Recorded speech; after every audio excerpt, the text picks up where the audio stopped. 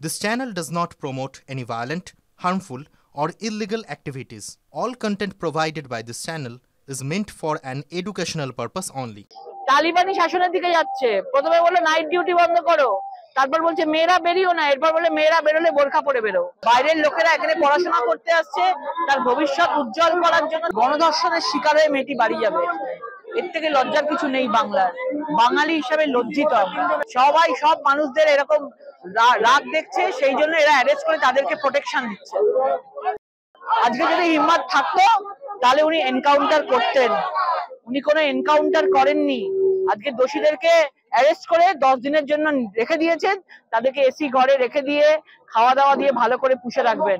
কিন্তু এই মেয়েটি কোনো বিচার আর পাবে না, এদের কোনো শাস্তিও হবে না। এভাবেই যেন সারা বাংলার মানুষ পথে নামে দুর্গাপুরের জাস্টিস চাইতে, দুর্গাপুরের বিচার চাইতে। যেভাবে আরজি করে সাধারণ মানুষ রাস্তায় নেমেছিল, মেয়েরা রাত জেগেছিল, মেয়েরা ঘরেতে না থেকে মুখ্যমন্ত্রী যেভাবে বলছেন, আমরা চাই মেয়েরা রাত জাগুক, মেয়েরা রাস্তায় নামুক, সারা রাত জাগুক। কি এইভাবে তালিবানি শাসন মমতা বন্দ্যোপাধ্যায়ের বাংলায় চলতে পারে না।